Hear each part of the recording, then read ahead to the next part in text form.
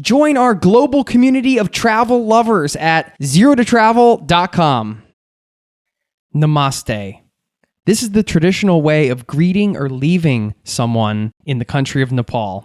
In Hinduism, it means, I bow to the divine in you. When you say namaste, you simultaneously put your hands together in prayer formation, fingers straight up, thumbs into your chest, and palms touching, while giving a slight bow in the direction of the person you are greeting or saying goodbye to.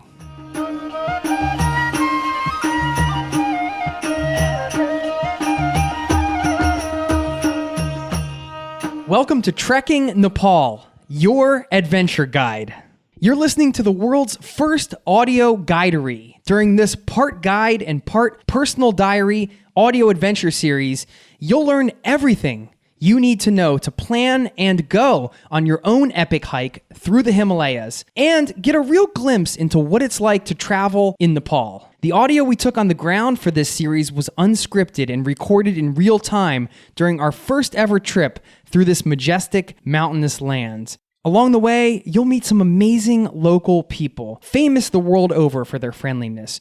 You'll learn about the culture, the food, and the history. You'll be right with us every step of the way as we gear up for our trekking adventure, hit the trail, and make our way through the mountains and back. You'll travel on the rugged roads to the trailhead, sip Tibetan tea with monks in a high Himalayan monastery, soak in the scenic views, and discover how a trip like this can change your life forever.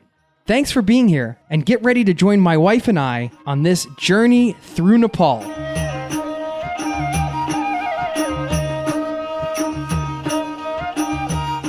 Episode 1, Norway to Nepal. We arrive in Kathmandu, learn more about the recent trekking tragedy, and hear about the Maoist uprising and civil war that consumed Nepal for a decade. 8,848 meters. The summit of Mount Everest is higher above sea level than any other mountain on planet Earth. The Nepalese people that live there call it Sagarmatha, Mother of the Universe. There are only 14 mountain peaks in the world over 8,000 meters tall, and 8 of them are in Nepal, a tiny landlocked country in the Himalayan mountain range, sandwiched between giants India to the south and China to the north.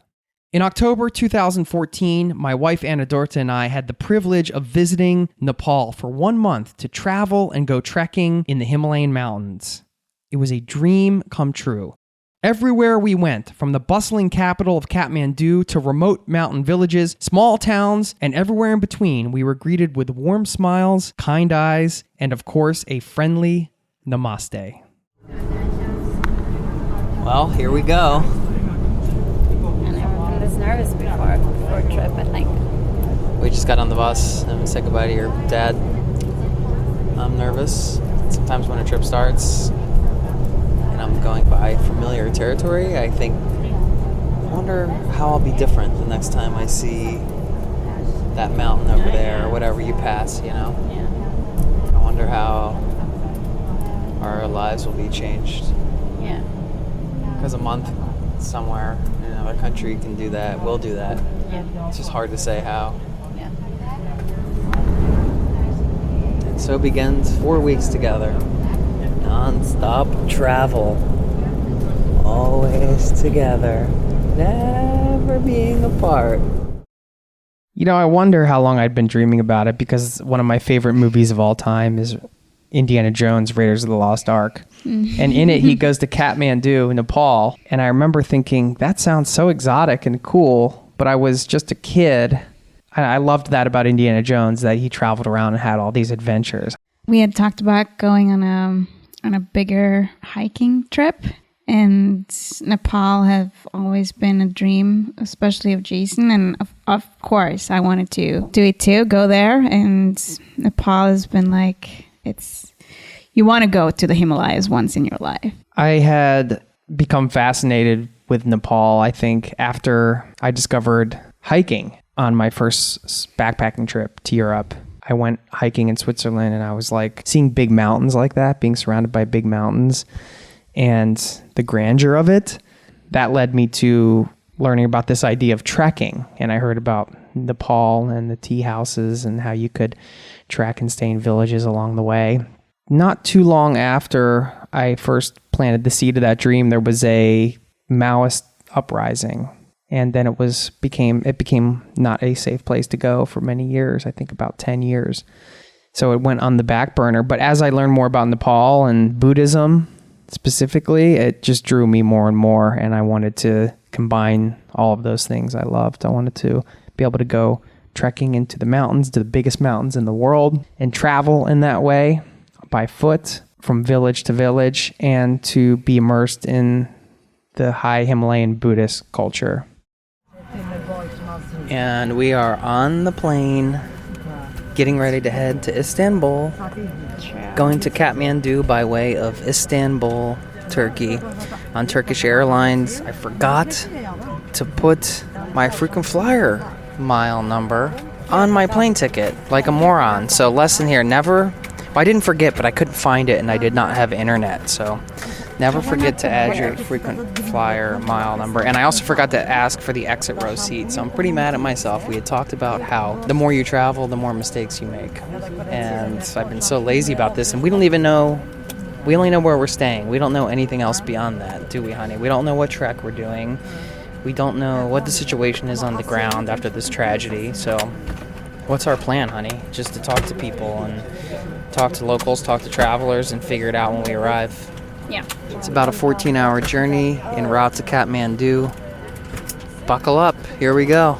We had heard about this tragedy before we left. It was an avalanche that had killed many tourists in a very popular trekking route, and I think there might have been one in another place, but it was mostly in this Annapurna circuit, which was one of the treks we were considering, and a bunch of people had just died that could have been us. Yeah. You know, could be anybody, really. So it was scary. When we found out, did we question whether we should do a trek?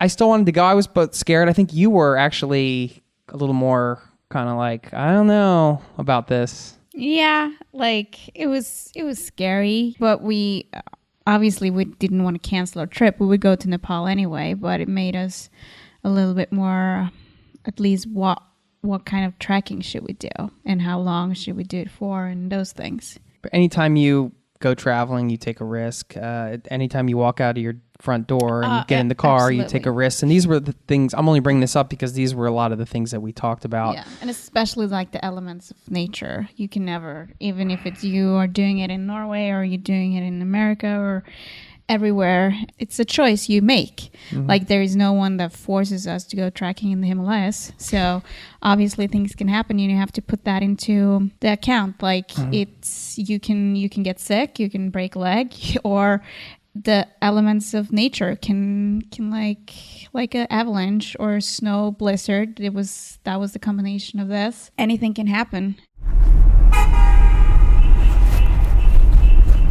Is Annapurna all a road now? Almost all. Yeah, not to the base camp. Yeah. But on the circuit, like Thorangla, when people go to Thorangla, from before pass until Manang, you will get a vehicle. After pass from Muktinath, you will get a vehicle. And are there many cars? Yeah, many cars. Really? Many jeeps. Many motorbikes. Buses, Yeah. So you think Manaslu maybe better. Be better? Yeah, Manaslu better. Yeah. Is it harder? Not that much hard. Is the scenery Nice? Yeah. Still trying to remember those words you taught us. The Prabhupada? Dhanyavad. Dhanyavad, yeah. Dhanyavad. Yeah. Namaste and Dhanyavad. Yes. Yeah. It's early. Or actually it's late for us. Yeah, it's early. Thank you is a good word to know. Yeah. Yeah. So to get to Manaslu, is it best to take the bus? Or yes. it's the only way?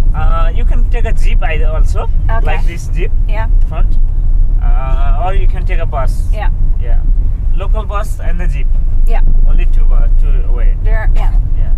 How long does it? 2 hours? 3 hours? No. Yeah. It will be longer. Oh, okay. It's like half a day, right? Oh, okay. Slightly jet-lagged but full of excitement, we arrived at our hotel in the morning and grabbed breakfast. We were chatting with one of the hotel representatives about the recent tragedy, and he tried to sell us a trek right away. Way too early to be thinking about this type of thing. Now, in this. One of your friends is Yeah. lost in the storm? Yeah. Oh, He's older, but I know him very well. yeah. He's older than us, I'm but sorry. not through our company. Yeah. Yeah, different company. So no one knew that there would be this kind of weather. No right? one knows that. No. Yeah. So if you like to do any excursion things like trekking, rafting, whatever, we will manage that. Yeah. Yeah. So like few days, day after tomorrow, and then we are celebrating the festival, second biggest festival, Yeah. like Diwali. So maybe the team's permit office will be closed. Okay, so that's So- on today is Tuesday. Is it Thursday? Tuesday, Wednesday, Thursday, Friday, yes. Friday is the festival. Thursday and the Friday maybe the closed. And then everything is Saturday, almost closed. Everything almost Yeah, closed. So yeah. it will be closed. So if you like to do the Manaslu or Annapurna, whatever, if you like to know the more information, we have an office, and then let's go to the office and then we can talk. I'll make you the program also, where to where. So then also if you like to even if you book for 3 nights here, if you stay 2 nights, then when you finish the trek, same booking you can stay on that day. Yeah. No problem for that. So you can decide like you like to go after festival or before festival. Yeah. Are buses running in the festival? Bus is running on a festival time Yeah. also. But then it's very busy. Is it? Then after we'll be busy. Yeah. Yeah. Yeah. Because we might go to Pokhara next, Uh-huh. so and stay there for a couple nights. After trekking or before trekking? Maybe before. I don't know. Uh-huh. It depends on what we are Yeah, deciding. we have to look and see. But If if we're- you want to go Pokhara, you can go after trekking. Yeah. Pokhara is like more chill out place, Yeah. more relaxing place. Yeah. So if you like to trekking, do trekking first. Yeah. Then you can be in the city.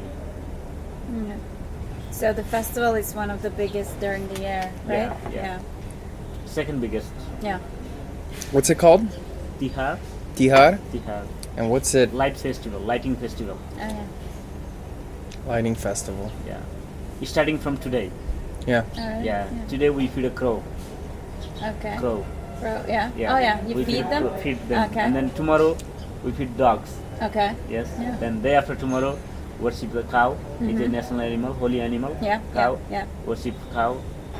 Then next day we worship Lakshmi Puja as a goddess of the wealth, Okay. Mhm. god of the wealth. We worship for that.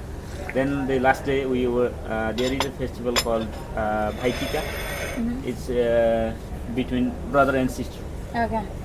Sister will give blessings on their forehead and here, blessings, and it's like we call tika. Yeah. Yeah, colorful festival, 7 color, and then she wish their brother healthy lives, long lives, good health, and then brother will give their sister to some gift. Yeah. Yeah. Nice. Oh, that's nice. Yeah, Do you have a sister? yeah, Yeah. younger So sister. she will do that to you? Yeah, of course. Yeah. And you will give her a gift? Of course. What will you give her? Maybe some kind of clothes.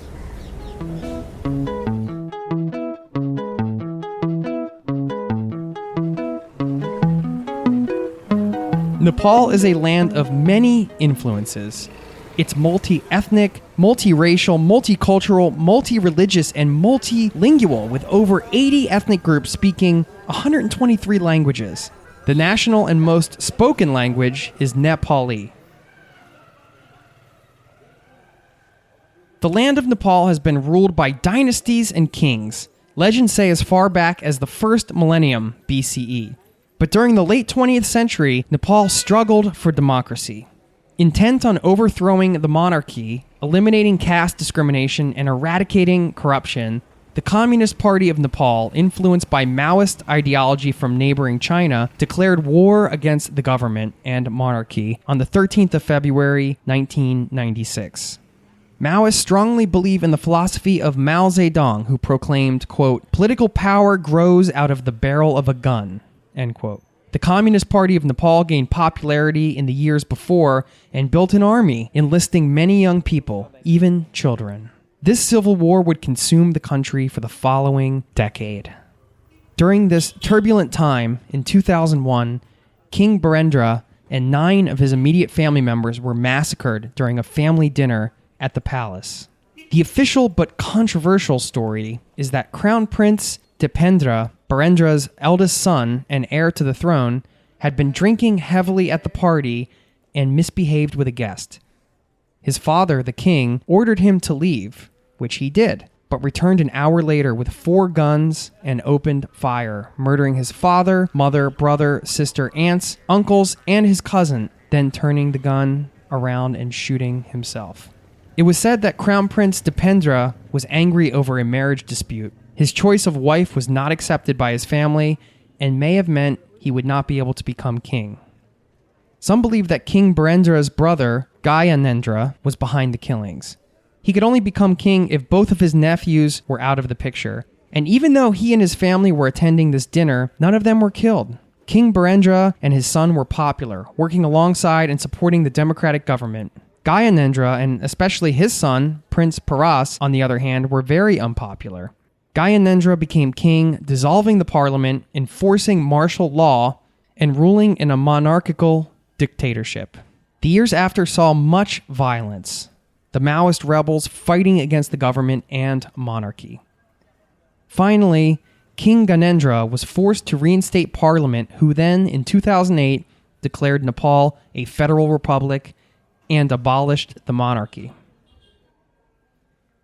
Kathmandu is now considered a pretty safe place to be, but just be aware that it's still a very poor country, and it doesn't work the same as what a lot of Western nations are used to. A lot of essential goods like cooking, gas, petrol, diesel, medicines, and construction materials are imported and at times can be very hard to get. There are regular power cuts and fuel shortages, which may sometimes mean transport around the country is unreliable at best. But if you allow time and you can be flexible, you'll be fine.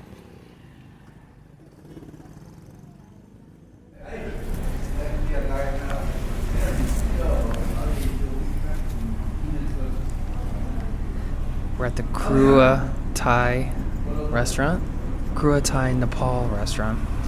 We're in Tamil, Kathmandu, and everywhere we're in Tamil is Tamil, right, honey? That's true. Everywhere we go. Confusing. Yeah, we've gotten lost many times, and if we sound tired, that's because we are. We got in to our hotel, and we took a long nap, probably too long. Yes, but I'm so tired, so Yeah. I don't think. And We have a very special hotel room, I must say. yeah, well, I've never experienced such an awful smell before. I almost thrown up like 5 times because of the smell in the room. and we're not, in And on Anne the Dorthe's- other side of the room, when we get out in the hallway, they are painting and doing stuff, which Yeah. is probably not very good for either the environment or people's health. Yeah, and Anne Dorthe has been traveling through South America by herself, so she's not like one of these people that can't stay in a crappy hostel or something. The room is nice, The but room is the nice, hotel is but completely the under smell construction, and there's a pretty strong toilet smell. Pretty strong. It's the strongest that you can ever imagine Okay, coming a strong in when you're toilet laying smell, and then on a the other bed. side is paint vapors. But we're gonna probably switch hotels tomorrow, just because we're paying $25 a night, which is a little more expensive for here. It's only $12.50 each, because we're sharing the room. There's plenty of cheaper places to stay, but for $25 we could probably do better. Yeah. Wouldn't you say? So we've been debating on these treks, and we're still I think we've decided on the Manaslu circuit, although Anne Dorthe has some reservations on the high pass, and so do I because of the recent tragedy. And everybody in the streets coming up to us trying to get us to go trekking with them, right? Yeah. We've been pitched many times, and to no avail. We haven't let anybody sell us yet, but we're going to go off to one of the outfitters and talk to them. Sounds like you need some gear and maybe some ropes to go over the high pass at Manaslu, which I know after Anne Dorthe read that, she's become very sullen and quiet. It's just that it's a little scary with everything that happened last week. And also, like it says, that from November, you have to expect that it's slippery and dangerous. And you have to have a guide for the Manaslu circuit, and not having a guide isn't an option. You do not have to get the standard trekking form, but you do have to get a special permission and pay a little extra to trek in this area, along with entrance fees to the park. I think Anne Dorthe and I we wouldn't be as worried, or usually we love adventures, but this is scary that so many people had died and been lost in the snow. And this is why we do this stuff, to get out of our comfort zones, right? We certainly don't want anything to happen, but if we wanted to go lay on a beach somewhere and just sip cocktails, we wouldn't be adventure travelers, right? yeah. We like to do that too, but we like to put ourselves out there and have these adventures and be uncomfortable, and that's what this trip's about. It's our first day here, so we sound mellow. Usually we're really jazzed up on a first day, but I think we didn't have much sleep. Oh, we should tell the business class story. We got bumped to business class because our TVs didn't work, so we complained about it. We didn't really complain, we just said, hey, could you come over here and reset our screens because our movies don't work, and they tried 3 times. And I said, oh, well, we would trade a movie any day for business class. So she came back and said, well, I don't know if it was me or she was going to offer that. Anne Dorthe thinks she was going to offer that. But anyway, we got moved to business class, and it was these lay-down beds in the plane. So we had fully flat seats where we could lay down and sleep like a bed. It was absolutely incredible. I was having the best dreams. I woke up, and I felt like I was on a private plane. It was so awesome. Very cool experience. And I'm a little sold on business class, honey. I mean, budget travel, yes, but with travel hacking, you can get business class for points, so have to look into that. I've never done it before. Trekking Nepal, coming up in episode 2. And what we've discovered is that in Kathmandu, there is no shortage of trekking shops. Today was a good day. We finally booked a trek. Let's just run down the list of some of the things that you should buy here. Namaste. Namaste Welcome. to you. Have a nice Yes. trekking and good picture from all the mountain, yeah. Manaslu. Thank you. But be careful, huh? We will. No rush.